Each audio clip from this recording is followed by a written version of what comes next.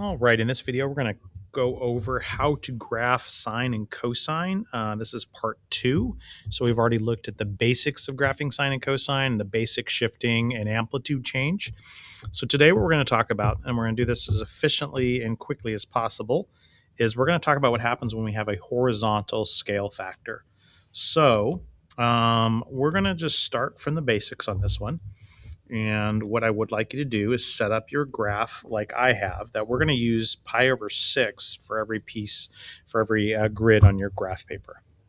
So if I do that, then graphing f of x is quite simple. We know that it starts at 0. And we know that when we go to pi over 2, we're at 1. And we know that at pi, we're back to 0. 3 pi over 2, negative 1, 2 pi back to 0. So there's one period of sine. All right. So then for part B, what I've asked you to do is build the new function g of x. And g of x is f of 3x, which means we're going to go find function f, which is sine x, and we're going to do f of 3x, meaning where there was an x, we're going to plug in 3x. So 3x gets plugged into x, and it simply becomes sine of 3x. Now, what we should know is that whenever we do that to a function, whenever I change x to 3x or 2x or whatever it is, whatever I change that requires a horizontal scale change. So what this is going to do is it's going to stretch my graph along the x-axis, where a number on the outside, right, that an amplitude for these guys stretches it vertically. So this is going to end up stretching it horizontally. Now, to see that happen, I think we can best make a table of values. So what I'm going to do is I'm going to make a very large table of values. And I'm going to have x is my angle, right? So that's an angle measure. And then y is equal to sine of 3x. So now, when I plug in 0, what I'm really finding is what is the sine of 3 times 0? That should say 3x, excuse me. So now when I plug in 0 times 3 is 0, so it's really saying the sine of 0, which of course is just 0. And if I just stick to my big 4, then pi over 2, so then that becomes sine of pi over 2 times 3. That's the sine of 3 pi over 2, which we should know without too much effort is negative 1. And again, I'm just looking at the unit circle in my head. Usually I would then do pi, which is going to be sine of 3 times 2 pi. 3 times pi becomes sine of 3 pi. And sine of 3 pi is 0.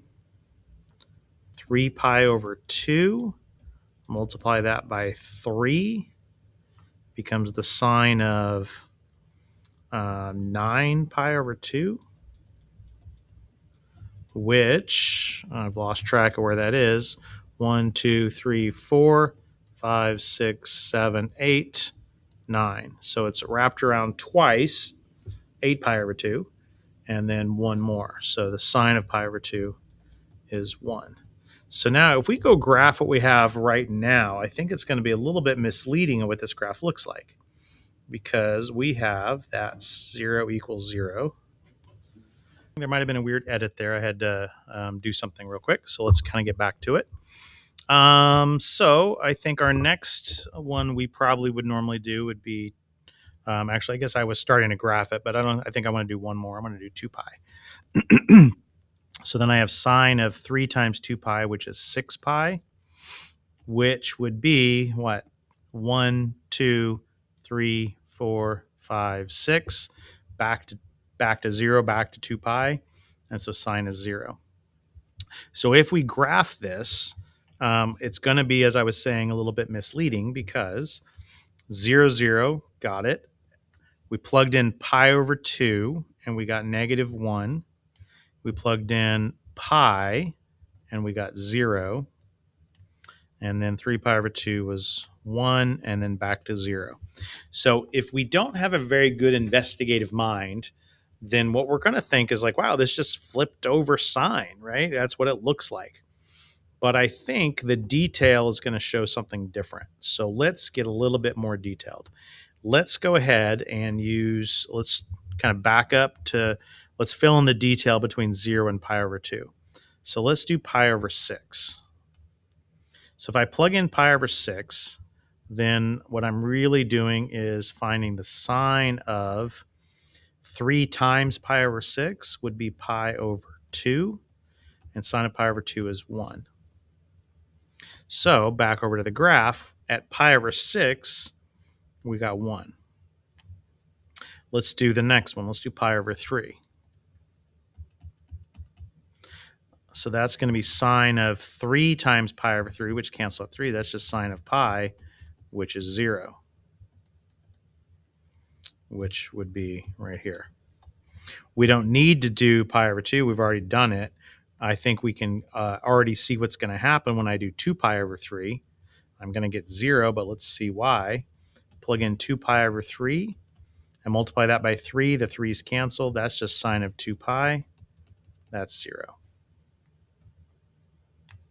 So now when we take a look at this graph, it looks like we have one full wave, but we completed it in a much shorter time. We completed it in 2 pi over 3 units, where it took me 2 pi units before. And why is that? Well, remember, what does the 3 do? It's a horizontal scale change, but it's in the inverse. So instead of making it 3 times wider, it made it a third as wide.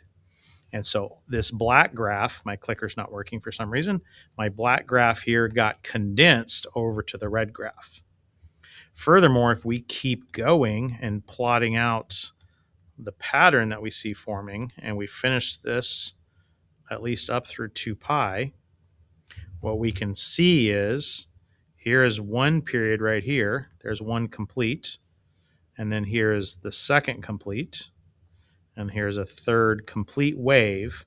Where it used to take one wave, we now got 3 waves within that same time frame. So again, this 3 is very significant. Tells us a lot of things. It's a third as wide. The period is a third as big.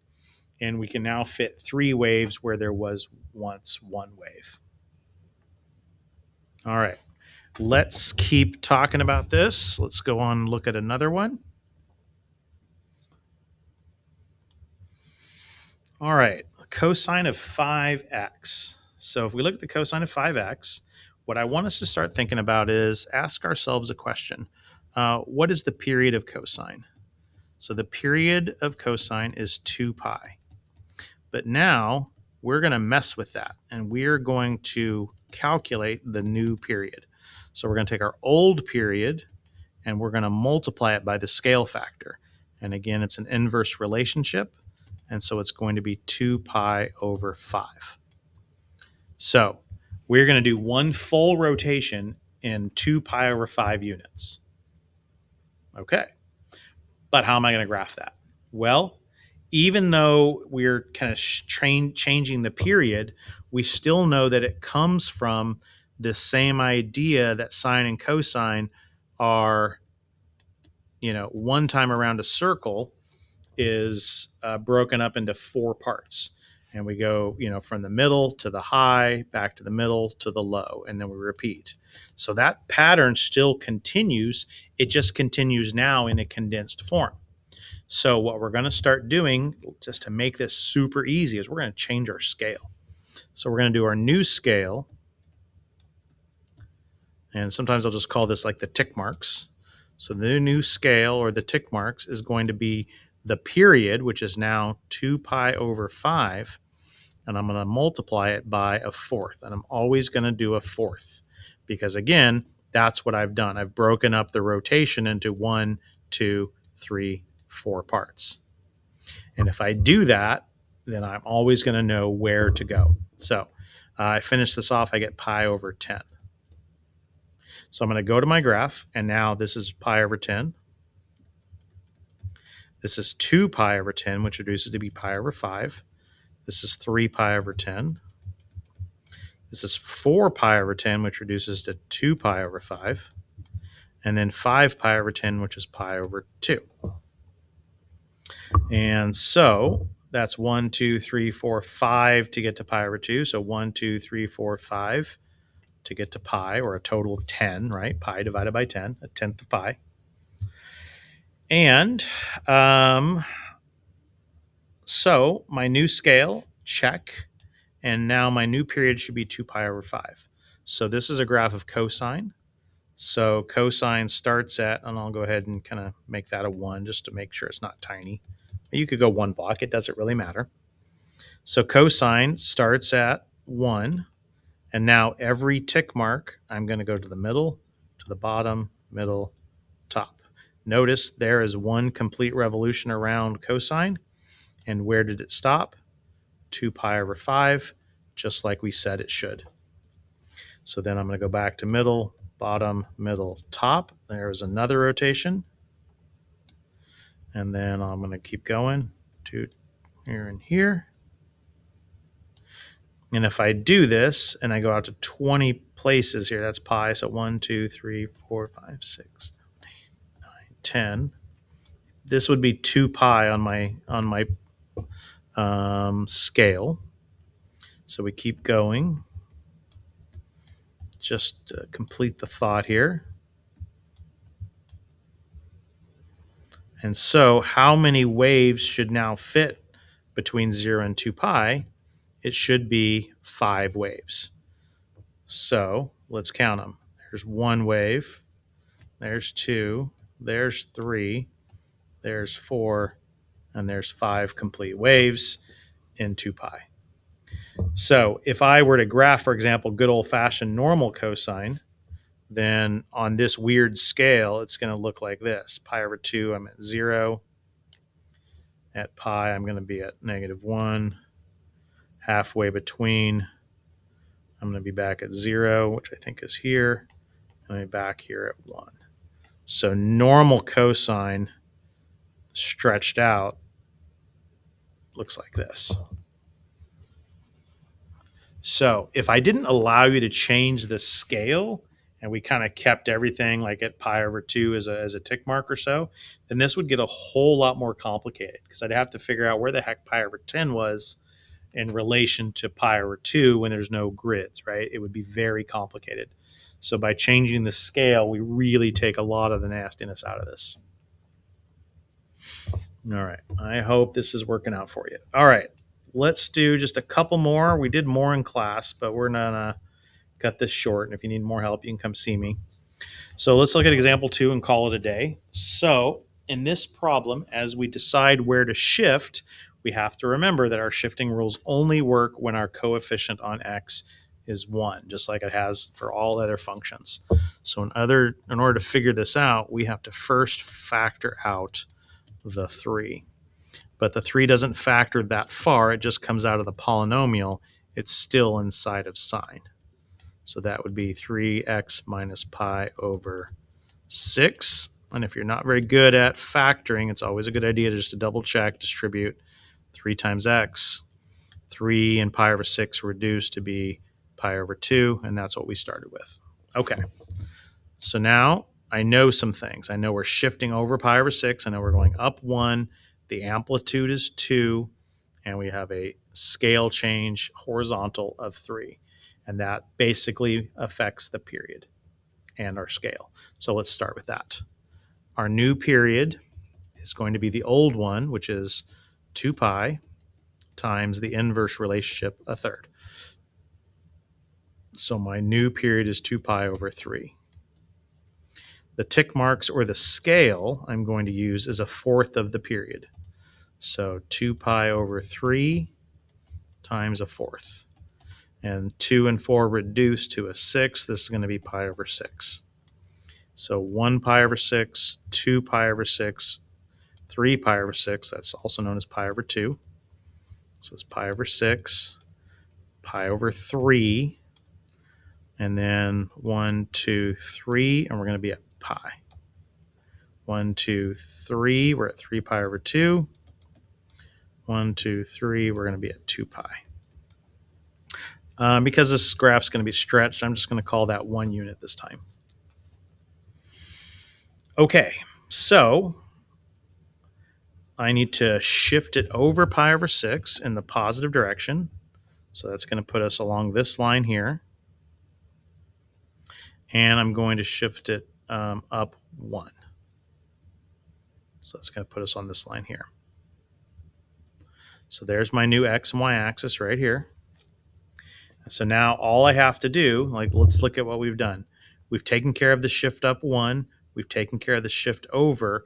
We've taken care of the 3 by messing with the scale. Now what I do is I just trust in the system, which means sine starts at 0. This is my new 0. And I'm going to go over 1 tick mark, and I'm going to go up 2 units because it's a scale of 2. Back to the middle, down 2, middle, 2, middle. You get the idea. Did I miss one? I did not. If I kept it going the other way, it'd be right there. So there's the top of the wave and the bottom. All right, so we should have fit 3 waves in what used to take 1 wave. But what we need to remember is we shifted over pi over 6. So if we start the whole thing and count, from here, I did not change. So we're starting from here, and I go over 1 full wave, 2 full waves, 3 full waves. That's beyond 2 pi, right? But that's because we started at pi over 6 over, so we ended at pi over 6 past. And each period was supposed to be 2 pi over 3, and that would be pi over 6, pi over 3, 3 pi over 6, 4 pi over 6, which is right here. That's 2 pi over 3. All right. So that's the new part, is just realizing that this affects the period. And so we find out what the new period is and then adjust my tick marks. Okay, I hope this helps, and come see me if you need help.